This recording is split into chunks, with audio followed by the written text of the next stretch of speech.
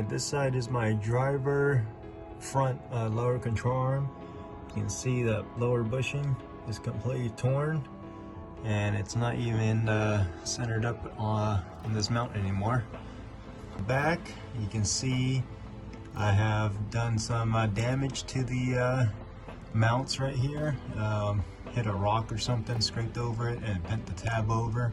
So we're gonna have to straighten that out when I get this lower control arm off. And this is the passenger front. Same situation. You can see the bushing is completely torn out of there, and it is not centered up in this where the arm's supposed to be. And not surprised, the passenger rear, the tab is bent over as well, so I'm gonna have to straighten that out before I can get these arms out.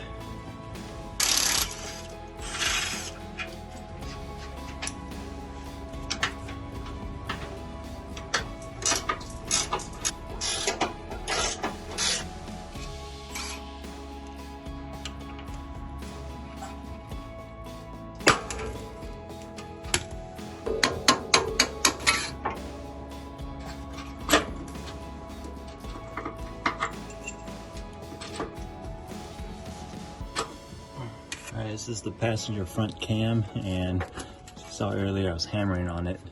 It's not quite seized in there, so it's just really stuck.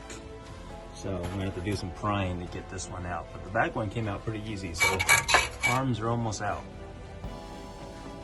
Alright, prying did not work. I'm gonna have to try hammering them out from the back.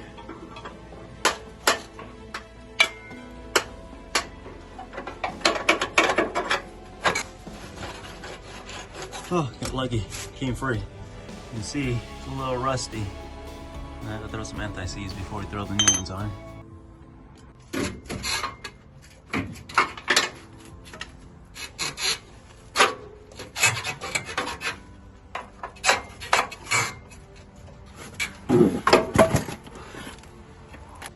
Alright, got them out. It was a little rough because one of the mounts I showed earlier was all bent up. You can see this bushing is completely torn out of there.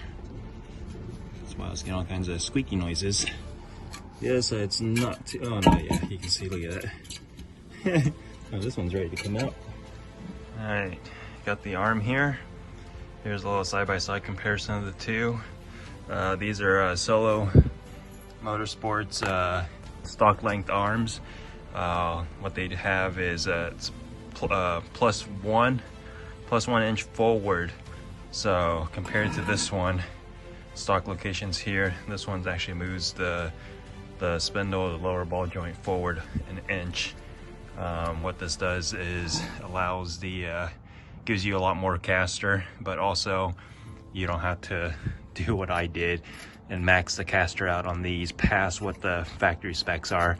I believe I had mine at around a plus 4 or 4.5 caster, and what they do is twist these bushings when they're pushed this way like that, so the bolt can't go straight no more. So that's why my bushings are completely shot. I knew that was coming.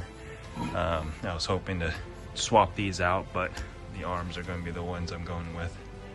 All right, before we can do any of that, I'm gonna have to repair this.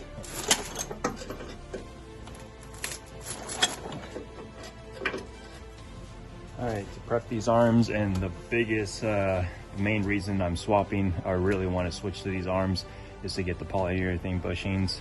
I could swap these out for polyurethane, but they're a pain of a job to do. It was just easier just to buy another set of arms. And these also high clearance arms. You can see there's a slight curve to them. So this will give me a little bit of a clearance. All right, so we got two different sizes here. These two will go towards the wider side of the arm, and then you got to use a tall one and a short one, and that will go for the shorter side. And same thing with the sleeve. There's a longer sleeve and a shorter sleeve. And I'll be using some Super Lube synthetic grease here. One thing with polyurethane bushings is even with all the lube, they are eventually going to make noise. So if you don't like race truck noises, these may not be the route you want to go. I personally do not care for the noise. My 4Runner has long travel arms with polyurethane arms on them, or bushings, and I'm already used to the noise. And you just gotta smash them in.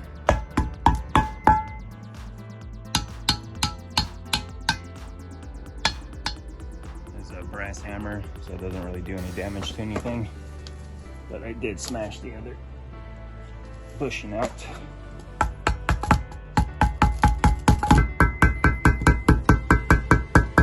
Alright, that took a minute, but got both the bushings installed. Now we're ready to put them back on the truck. Alright, the cam that had the most issues coming out was this one. Was all covered in rust here. I took sandpaper to it, sanded it down the best I can. You see there's no pitting, so before we install, we're gonna slab a bunch of anti-seize on here. Trying to turn silver here. And we're also gonna glop some anti-seize on the bolt that goes through the cam.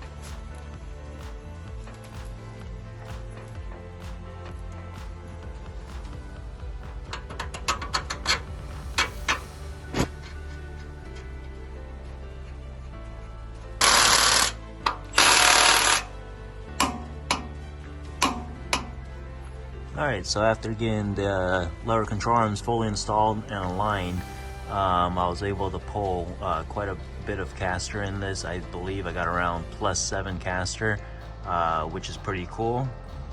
You can see here on the side here with this much caster, this is on a 35-inch tire. I have this much. There is so much clearance between here, which is crazy. I didn't rub before because I've already been, inside here has already been clearance for this. Because I did so much positive caster on this thing, it brought the tire so far forward that under full compression, the tire does hit the inner part of the bumper. I don't need this much caster because I clear anyways with the previous caster I had. So I'm gonna have to go get another alignment and bring this caster back. Originally I had around, I think, +5 caster. I'm gonna probably shoot for +6 this time, and hopefully that will give me the clearance I need and still gain a little bit of caster, or a little bit more caster than I did before. So I've already gotten 2,000 miles on these, and initial impressions, I did not notice any difference because even though my bushings were worn before, it wasn't, for whatever reason, it wasn't enough to cause an issue as far as drivability wise. But overall, I am happy with the arms, especially the extra ground clearance that I get here. And I also didn't have to swap out the bushings. These already came with polyurethane bushings, which is what I prefer because it allows for less resistance when the suspension travels. Opposed to having to be able to adjust the caster up to +7 will allow you to fit larger tires easier, but the downside is you get extremely close to the frame here. In my case, it wasn't an issue with the frame. My issue was with this the factory bump stop down here, that when the suspension traveled, it actually rubbed just enough to make it squeak, and during my trip I ended up having to take those off. It being a quick, easy fix if you're trying to do this and keep the factory bump stop. You just have to take a flap disc or a cut-off wheel and lob off some of the metal right there off the bump stop just to give you enough clearance so they don't make any noise when the suspension cycles. Hey, I almost forgot to mention, I like that these arms cover the castle nut that's down here. Barely see it under there. That way if you're scraping over rocks and whatever it may be, that looks like it's going to be pretty well protected. They also come with bump pads right here to allow you to fit aftermarket air pumps, which I may do later, but for now I'll just be rocking the modified bump stops or stock bump stops till I get tired of those.